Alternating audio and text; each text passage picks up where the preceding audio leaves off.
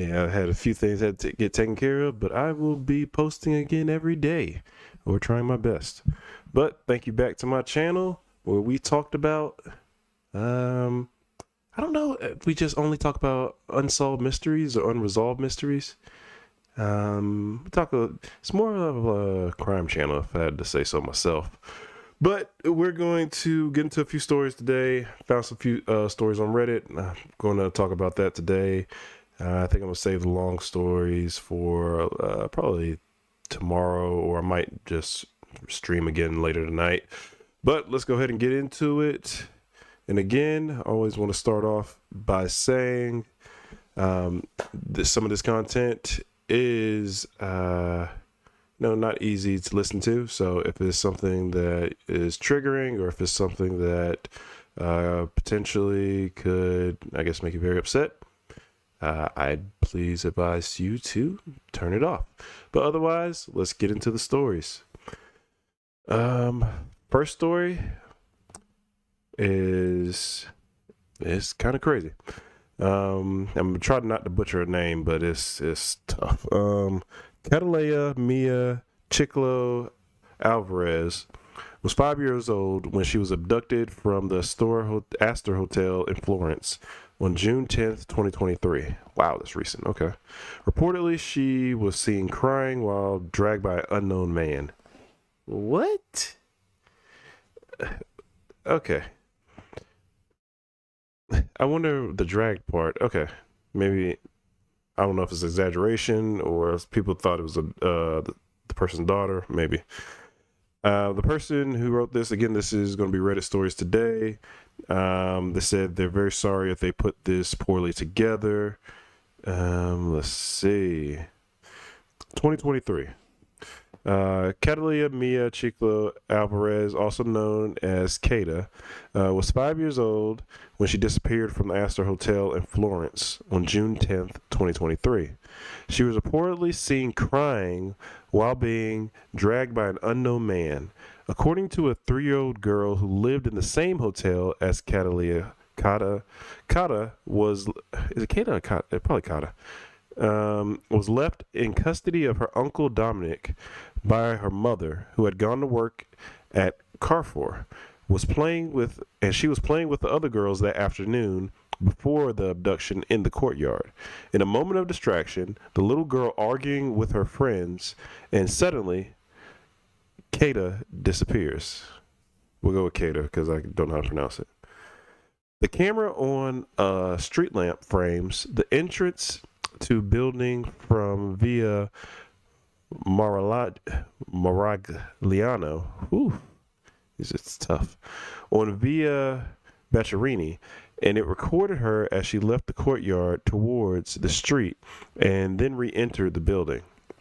However, the building has two other entrances, one at 101 Via Maragliano, and the other entrance, whose only obstacle is a low wall, leads directly to the courtyard of an NDAP building.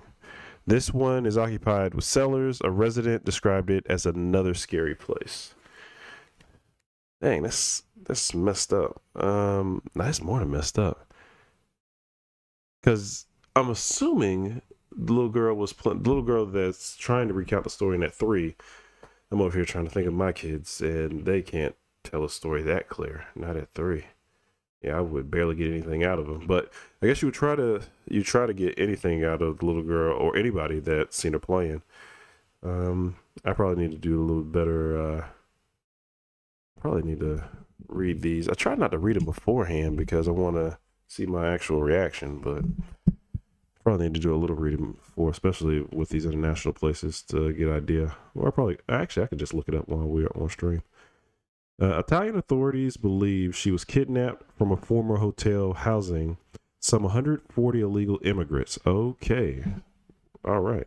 According to global reports, the little girl, Catalia, was reportedly stuffed into a suitcase and taken from the Astor Hotel.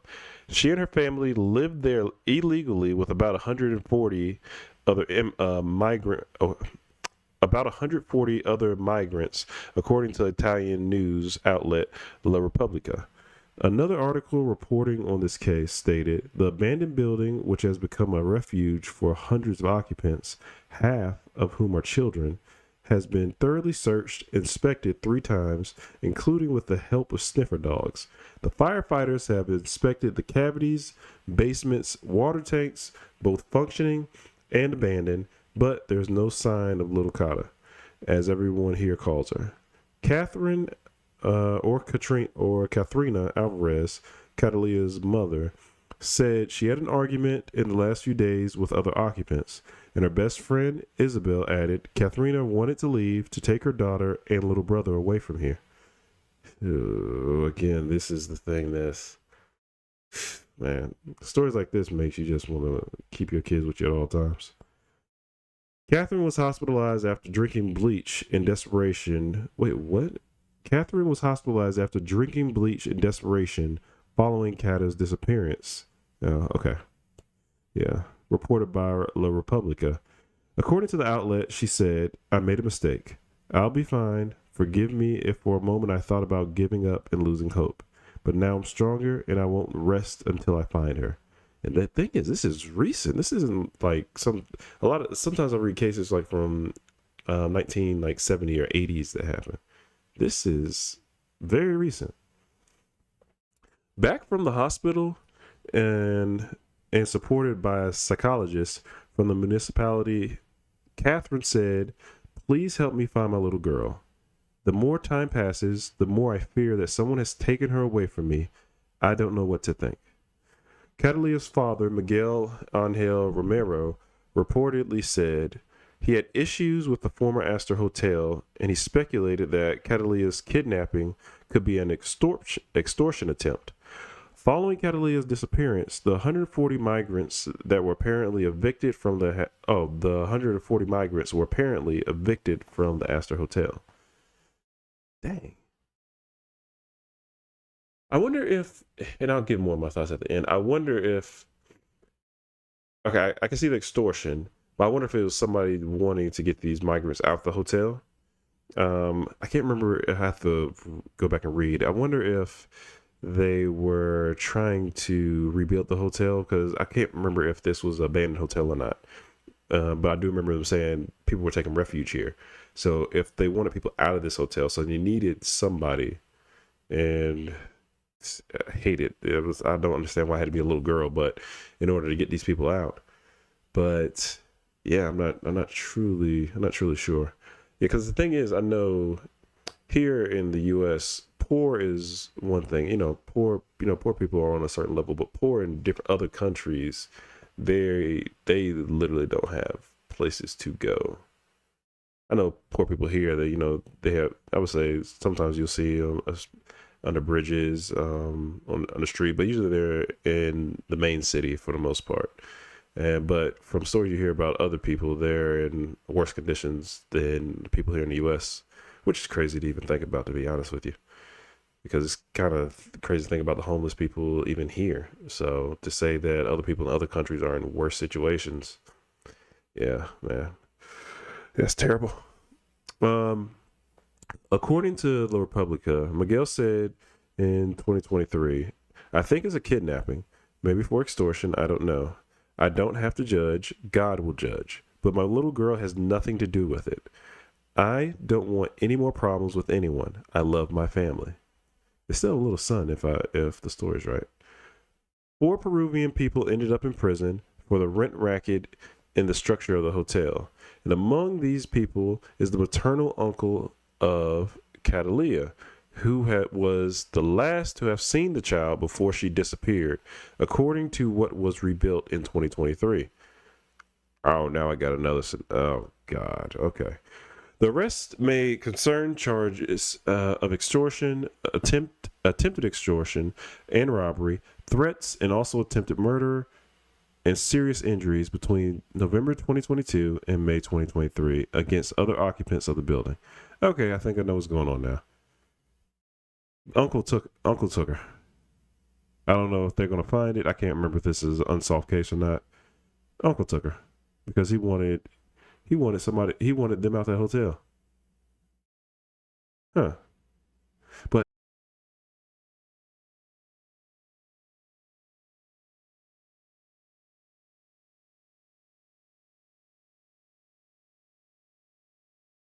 That's not even. Jeez. Okay. The Cabaneri carried out dozens of searches of other Peruvians, and this included the parents of little Catalia. The rest made fall. Wait, I need some commas in some of these sentences.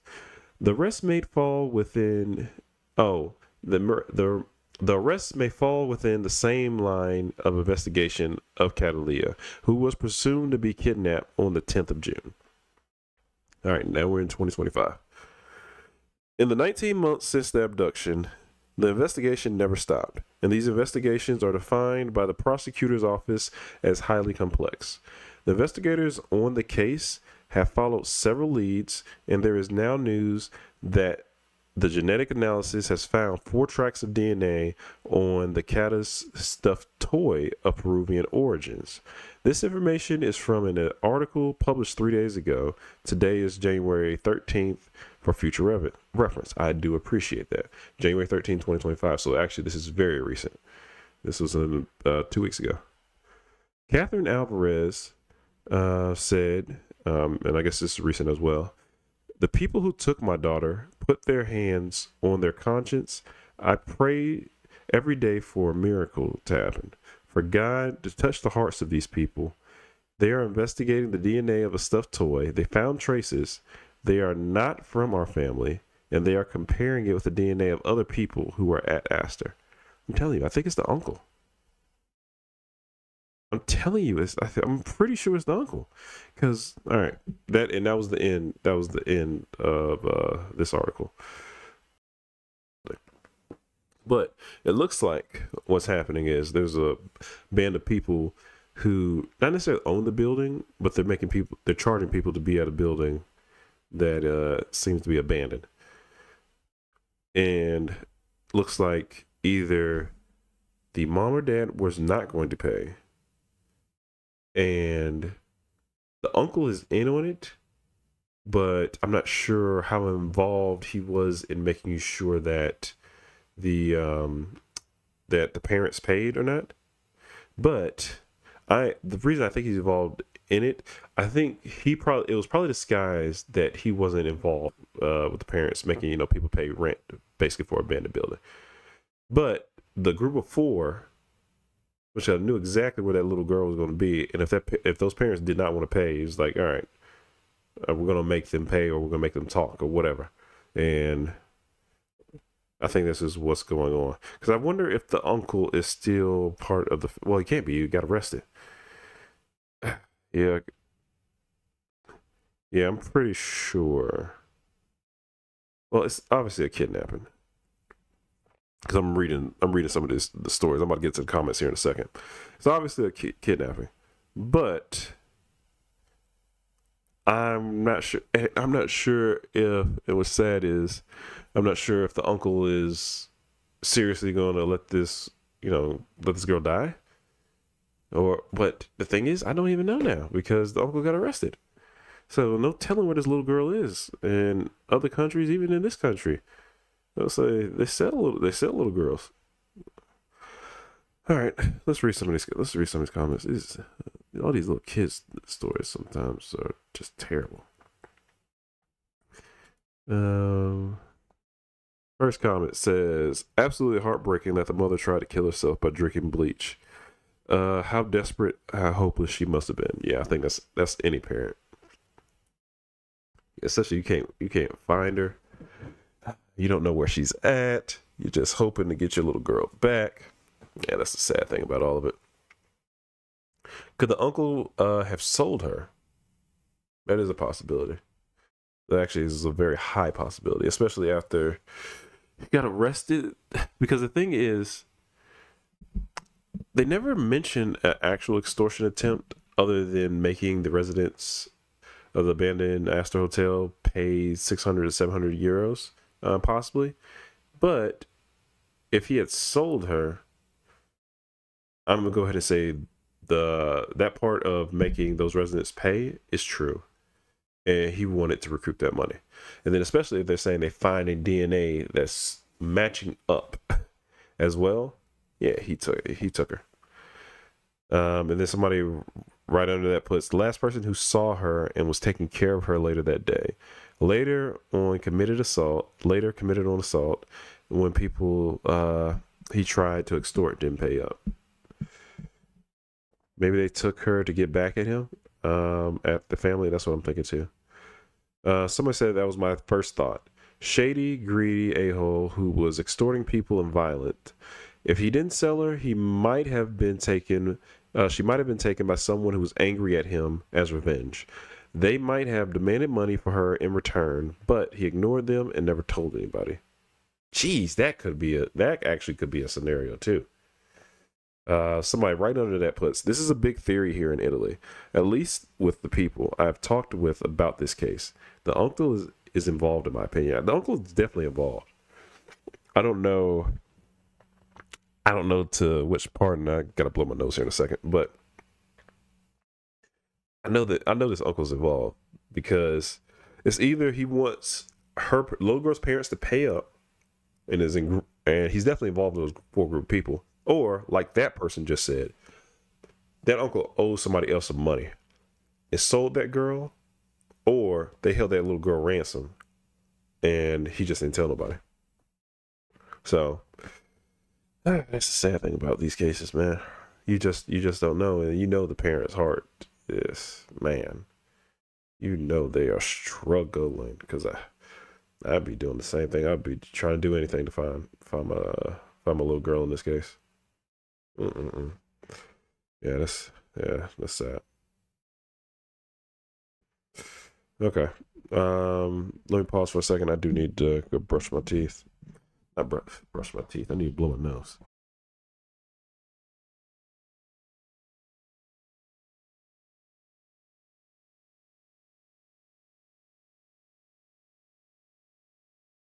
I'm looking on camera. All right. Man, okay. All right, let's get to the next story. All right. The next one I have is Jimmy Dale Whitfield. According to police reports, Jimmy Dale Whitfield came home on a Saturday, March 7th, 1987, and a violent argument ensued between him and his wife, Wanda. According to his wife, Jimmy grabbed a few changes of clothing, up to $2,000 in cash, and left their somewhat rural trailer home outside of Seneca, South Carolina, on foot. He was never seen or heard from again. Oh, wow. Jimmy was extremely close with his mother, loved his 2 children, and received a promotion at work a few weeks before his disappearance that he was reportedly excited about. His 30th birthday was approaching at the end of March. Other than the argument with his wife, nothing bad or disturbing had happened in his life recently.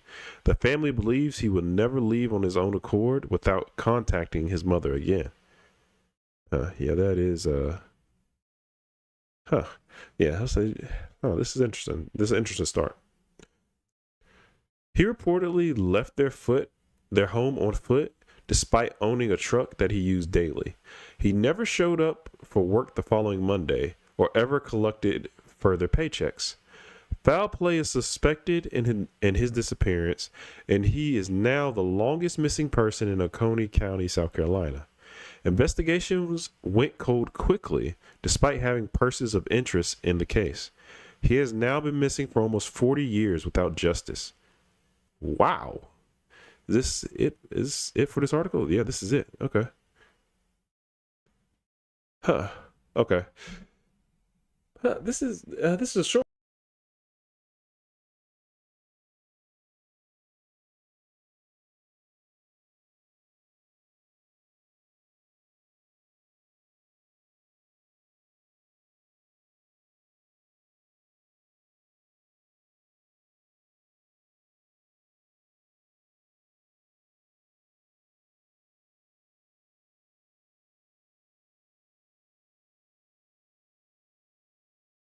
That taking the money and truck would make me think he was going to blow it. Man, I did not think about that. Yeah, because if you had a truck, why would it? was their tax return money, their savings, kept in the house, and I'm not sure what the exact amount is. Hmm. He said it's an odd detail for her to bring up, unless she needed to cover up where the money went. Perhaps she paid someone to make him disappear with the money. It says local gossip is that she actually used the money for new furniture. Oh wow. Oh wow. Okay. Other sources. Somebody else had additional details to this. It says other sources, an affair with a younger man. Wife. No, point number 2. Wife says he called her 2 days later asking if she and the children were okay. Point 3. He was exceptionally close with his mother, who was interviewed for the local paper. All of the articles emphasized that closeness, but failed to mention the husband-wife dynamic. The phone call is something to focus on. It implies he was still alive at that point. Convenient for the wife if he wasn't, and she has something to do with it. And if it turns out she made it up, obviously, she looks suspicious as hell. And maybe other people could tell me more, but he should be somewhere. I don't know where this man went, but he should be able to be found. Okay, let's keep going. But maybe it's true. He might, and odd that he asked. But to me, based on what I know about the case, it sucks for this dude because somebody's lying because it. Okay, my original thing was he got hit by a car. Sounds like that's probably not true. But even if he did, it's like somebody's covering something up. So I don't know. Further, the comments helped me out a little bit on that one. I'm saying if he had a truck, why was he started walking? Maybe that was their only family car, and he knew the kids. Putting on your clothes, taking your money. That is interesting. Okay, let's get into our next story. It's actually pretty short. As this one, word is actually pretty short as well. These names are gonna kill me. Don Mamahara, killer arrested. Okay. The case was called until September of 2023 when DNA advancements identified 2 brothers as potential suspects. Like her brothers? Or maybe it was 2 okay, I got it now. It's 2 brothers, not necessarily her brothers. It was just 2 people that were related. All right. Gotcha. On Tuesday, January 21st, Gideon Castro, a former classmate and Army Reserve member who graduated in 1976, was arrested at a nursing home in Utah. Oh, okay. And charged with her murder by Honolulu authorities. Okay, that's interesting. Both he and his brother were interviewed at the time of the killing, but were not considered suspects until 2023. When did they say this murder happened? In 76? 77? Okay. It's all right. Then the poster says it's wonderful to see her killer brought to justice after living his life freely for almost 50 years. While Dawn was robbed of her future entirely. They also put they couldn't find much information online about Dawn, but like to imagine that she had a nice life as a teenager in Hawaii. Yeah, that's interesting. Somebody puts they need more funding for genetic genealogy. So many cases that have DNA can be solved. Somebody said.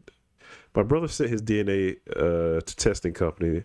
Now I can't get away with murder anymore. Well, I would hope not. And a lot of people are saying the same thing under it. But it says, there's somebody actually puts. I need to stop blowing my nose on the stream. But somebody actually put something a little relevant.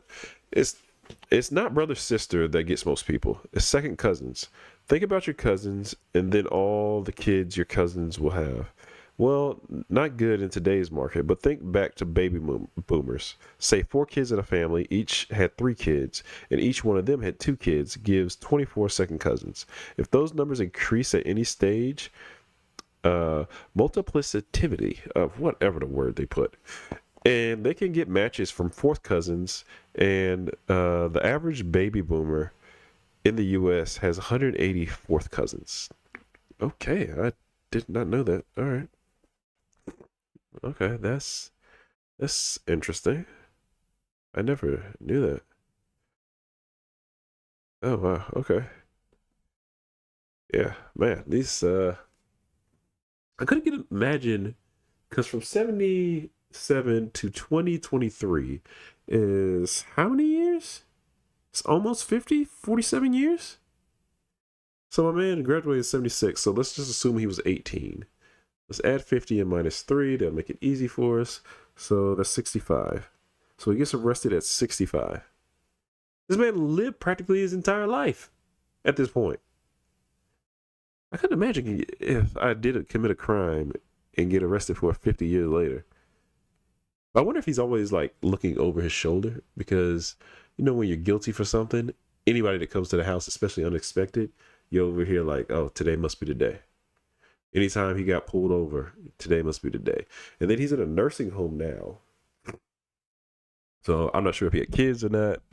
Nobody take care of him, which is kind of ironic, to be honest with you. But now he sounds like he probably probably the rest of his days in jail. If I had to take a guess, if they still arrested him now. Whew. Okay, that is crazy. Okay, well, time to take my intermission real quick because I'm about to blow my nose. Hopefully y'all can't hear it. I'll be right back.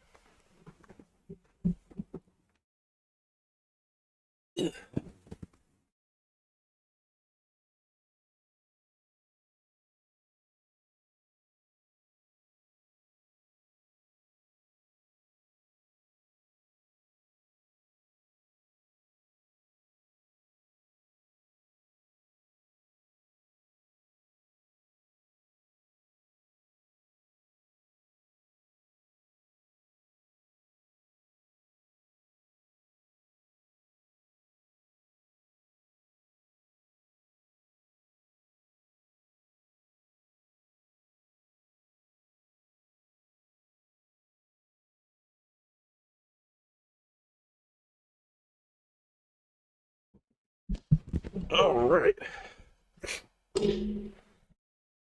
All right. I am back. Let me make sure I'm centered back in. Just a little bit. All right.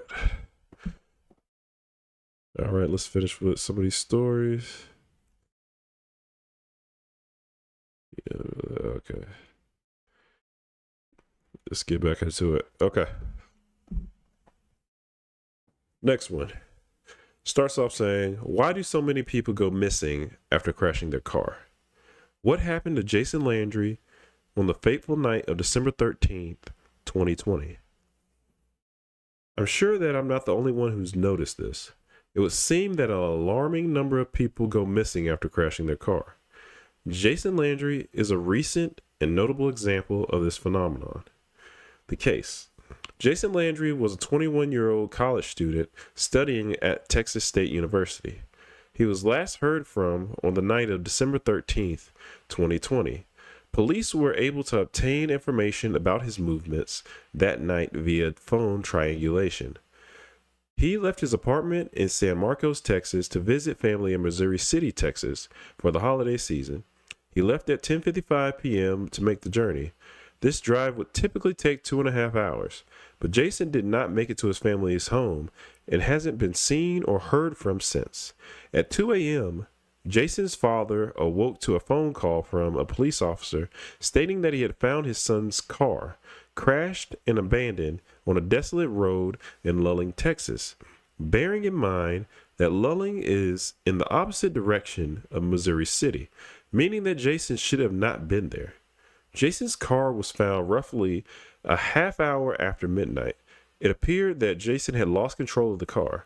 The front passenger door was locked and the keys were still in the ignition. Jason was nowhere to be found at the scene. His clothes were found a short walk from the wreck. It would seem that the police were unaware of the fact that Jason was missing, as Jason's father had to collect Jason's clothes belonging as evidence and take it into the police station. He alerted authorities to the fact that his son was missing. Jason's disappearance was especially concerning when taking into consideration that it was extremely cold the night that Jason disappeared. Even more so when it was discovered that he had taken all his clothes he was wearing at the time. During a more thorough search that was carried out by police, Jason's backpack was found near the scene. A bigger search for Jason was planned after this. They searched the land nearby abandoned houses, sheds, looking for Jason.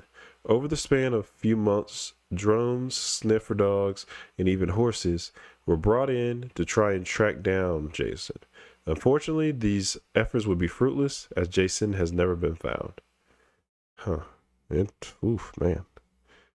Author also puts other notable cases of disappearing people after car crashes: Shane Donnelly, Brandon Swanson, Jason Shannon, and Patricia Meehan.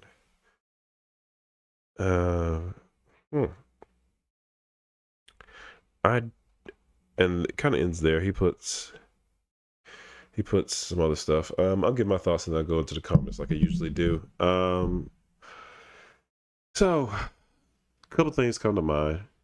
I'm not sure if he saw a girl or not, but it doesn't seem like anybody else is in the car. Some other evidence should have popped up if he was going to see a girl or whatever. That would be my main thought of why you would be driving a different direction. Because boy 21, what other reason is he, especially in college? He was like, hey, yeah, I'm gonna come see y'all, but yeah, I'm gonna go see her first. Maybe she had her own car. Maybe they saw each other. Cool. My man like got tired and crashed. Yeah, I think I would say I would. If I was placed in that situation, I would need to check to see if he was dating anybody. Because if he was dating somebody, then I think that might give you more leads to that case and see where that person lived. Because where was this during the holidays? Let me go back. When was he driving? Yeah, it says holiday season. So what other reason would a 21-year-old guy go the opposite direction of where their parents would stay? In my opinion, for me, it would be to go see a girl. And then I'll be like, hey, I'm coming for the holidays. Cool. She called me. I'll be like, yeah, I'm gonna go see her real quick. Now, did they meet up somewhere? Possibly. He met her at her house. They met up somewhere. I'm not sure the time of night. Actually, it did say. Did it say 10:55? He left at 10:55 to make the journey. It was already late at night. So either, I'm going to just take a guess. Either he was leaving from her house or he had planned to meet his family. And because if they're saying it'll take 2.5 hours, he wasn't getting there till about 1 o'clock anyway. Like 1:30 in the morning. Yeah, but it said at 2 a.m. That's pretty quick. Or maybe he had already crashed at that point. Yeah, so that's honestly my initial thoughts. He had a girlfriend somewhere around that town, and he went to see her first, and then maybe he called his parents and said, hey, I'm on the way. Because why else would he be leaving that time of night, to be honest with you? I'm not sure. It says apartment in San Marcos, Texas. He said, bear in mind, lulling. Let's do a little bit of research real quick. Let's do that. That might help us out. What schools are in Lulling, Texas? Yeah, because that would be the only thing That makes sense in my opinion. I probably should have put colleges, but they start showing me elementary schools, and I'm like, ugh, that would be even worse. Um, let's see. It says near Lulling. I don't want to click into the site, but Texas Lutheran, St. Edward's University, Huston, Tilliston University. So maybe one of those colleges is over there. And that's the only thing I could think of. The comments kind of get a little dark, so be prepared. Somebody said the behavior in this case sounds like either someone who was under the influence of drugs or they had a head injury. Somebody under that puts, I worked in residential mental health, and we often get clients that crash their car or get stranded with their car in the middle of nowhere, nothing on them, when the psychotic maniac taking off their headphones sound like a psychosis thing to me. I actually just had a client discharged who was found by his mom wearing only women's panties in his car after running out of gas during a manic episode. All right. Unfortunately, not everyone is able to or has someone they can call for help, especially if they're paranoid. That is interesting.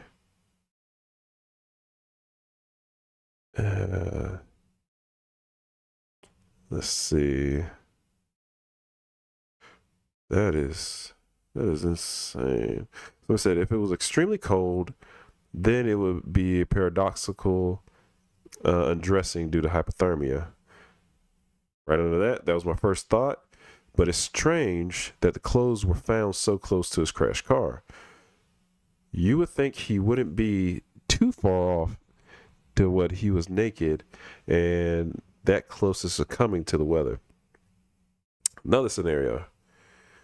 They need to see if there's some DNA. They need to see if there's some DNA or something out there. Because something making me think it was a woman. Because why is he taking his? Why would he be taking his clothes off? I don't know. The drugs thing that could be something. You know what I'm saying? Especially if he actually does get in a car crash because he falls asleep while he's in the car and then doesn't know what to do, or he did suffer a head injury. That sounds like the Noah Dunaway case, something similar, when he got hit by the bus. But I'm not sure but he went into. I don't think he went anywhere. I think somebody put him into a pipe, but a lot of people are saying psychosis. Somebody said, I agree. Psychosis. I had a college roommate about the same age as Jason that started to present psychotic delusion seemingly spontaneously. I think you'd assume there would be signs predating an episode, but she was completely normal outwardly until one day she was upset about something her professor said to her that made her feel like he was stalking her. Over the course of 2 days, she didn't sleep, voices in her head kept her awake, and the stalking paranoia turned into full-blown psyop conspiracy leveraged against her by the CIA, who implanted something into her head. All right. When she started trying to elope on foot because she was convinced she needed to get to a town across state for help, we called emergency services and she was taken to a mental health facility. She has since been diagnosed with schizophrenia, but her family told us they had never had any issue with that from her before. They were dumbfounded. Wow. Okay, so somebody else as an LPC, they say, I'm an LPC, I agree with you. Undressing occurs quite frequently with psychosis. Secondly, I've worked in crisis units and urgent recovery centers, and likewise, we've gotten quite a few people who take off in manic episodes, which can include psychosis and paranoia, and somehow have a run-in with PD who bring them in. Police department, maybe. Further, I'm unsure of the ages of the others you posted, but psychosis begins to appear between late teens and early mid-20s. That's interesting. And the reason I say it's interesting, not only because of this case, because there was another case, the Noah Donaway case that I mentioned earlier on this channel, but he does the same thing. He takes off all his clothes. They find his clothes, but he takes his clothes off and he's going naked. So did he have a psychotic or mental break? Because other people were stating that, but I was so against it. Maybe that's honestly what happened. I'm not sure, man. But that would be insane. This is already crazy chaos. Oh, I got a comment. All right, hold on. What's this comment say? Hello, my headphones aren't working right. Oh, really? They aren't working right now. Can you chat and say, okay, all right. Trying to be funny. Yeah, by the way, oh, maybe they're on because I actually see the next comment. Maybe they are. Well, what game do you stream the most? I don't stream games. I don't really stream games. I haven't really played games in a little while, to be honest with you. I'm over here talking about just crime mysteries. That's what I do for the most part. Oh, I just realized he just said he can't hear me. Yeah. Let me just write something in the chat real quick.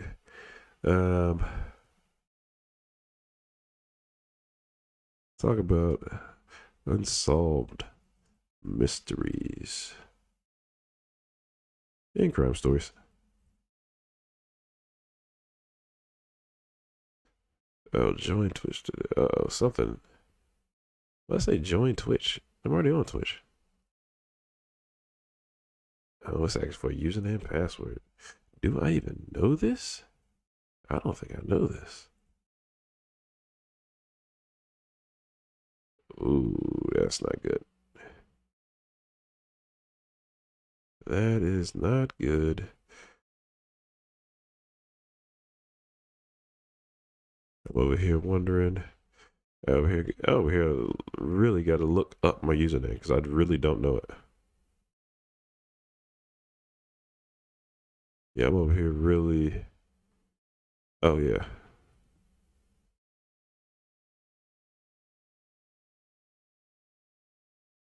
And I hope my password is right because I don't know that either.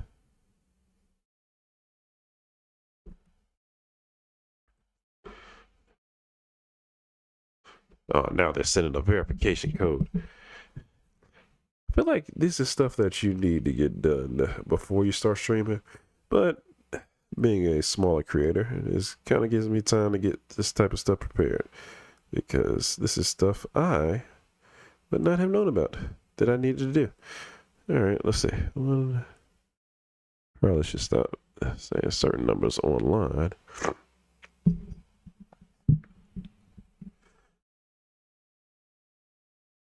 All right, there we go. Oh, so I can. Oh, looks like I posted for everything.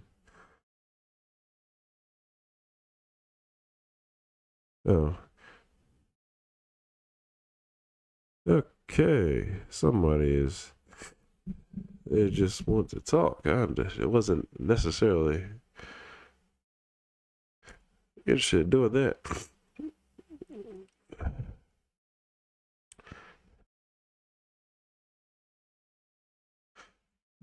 Yeah. All right. Let's go ahead and keep going. I think I'm gonna do one more. Yeah, because a couple that I have, I don't think. Actually, nope. Let's try to see. All right, that one I'm about to save for later because that one, because I do need to actually go pick up my kids. So,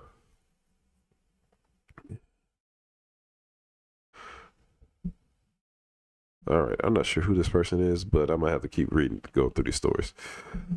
All right, last one that we will do today. This one happened in July of 2024. It says Collins, the vampire Kalusha, was arrested and confessed to killing 42 women in Kenya. Shortly after, he escaped from custody and remains at large. Is he guilty, and where did he go? All right, let's see. Some Kenyans remain skeptical that Collins Kalusa, 33, dubbed the vampire by media, is really behind the murder of 42 women in Kenya, questioning whether he is being used as a scapegoat for the murders by authorities. Police have said Kalusha confessed to the murders of 42 women since 2022. Oh my God. How did he escape? It sounded like they let him out. One of the victims being his own wife. But his lawyers have stated he had been tortured to make the confession. Okay. Kalusha escaped alongside 12 suspects from Gigiri police station in the capital of Nairobi in August, a month after his confession. Later, 8 police officers were suspended and 5 charged in court over the escape, which police said was aided by insiders. A significant cash reward has been offered on any information that leads to the capture of Kalusha. Kalusha had been due to be charged with the 42 murders. He was arrested after the mutilated bodies of 9 women were found at a disused quarry being used as rubbish at a rubbish dump in Nairobi. Victims were aged between 18 and 30 and were all killed in a similar way, according to police reports. The escape of such a high-profile suspect, described by police as a psychopathic serial killer, has riled many Kenyans, while others question if Kalusha is the real culprit. An incident report said that 13 people who had escaped from the police station did so by cutting through a wire mesh roof and then scaling a perimeter wall. What is this like? What was that, Prison Break? What in the world? Is Kalusha a real perpetrator of these horrific crimes? I thought he confessed to it. What? Did police force his confession? I'm not confessing to 42 murders if I didn't do 42 murders. I'm not confessing to one of them. Did prison guards, police help him escape? Where is he hiding? Now, to be honest with you, if I'm Kalusha, I'm never coming back outside again. But this is crazy. Somebody puts under this comment, as I read the sources, it's probable he killed more people, not just women. He had important belongings of people as far as an ID card like the women he killed, which he also has ID cards of. It's not just him who escaped. There are many other people as well. Allegedly, 8 officers helped them escape. That's why they got suspended. So they could start by interrogating each of those 8 officers. The criminals escaped together in Kalusha. That means that they could try to track down one of the escapers with the most details available about them. Yeah, it sounded like Prison Break. I'm not going to lie to you. Somebody said it kind of reminds me of Bolano book 2666. As hinted in the book, there are probably bigger issues at a higher level that allow something like this to happen or even become a story. Somebody put that. I've never met anyone else who has read it. I'm only halfway through. It's so rich and dense. I keep reading the chapters as I finish them. Okay, I guess that's a very popular book in this community. Says, I wonder how many people are walking around third world countries and they don't have the resources to solve murders. That is a thing, though, because I shouldn't be able to cut through the roof and escape. That should not be able to happen. But like that person just stated, might not have the resources, and so the prisons could be very simple. So if I have any type of resources, I can get myself out. Says somebody also puts under here, but his lawyers have stated he had been tortured to make the confession. I had a friend from Kenya, and yes, police brutality is a huge problem in Kenya. Have mercy, I hope they catch the right man. Well, that's true. If he didn't do it, then I hope they do catch the right man. But if he did do it, I hope they catch him. Because 42 murders, again, is crazy. It is actually insane. But yeah, I'm gonna go ahead and stop there for today. I'm not sure if I'm gonna stream again tonight or if I'm gonna do it tomorrow, but I will be back. I will be consistent. I will make sure I do my 4 to 5 days a week, and if I do more, that'll just be a bonus. But other than that, This again is Terry Williams with Unsolved Mysteries and Crime Stories.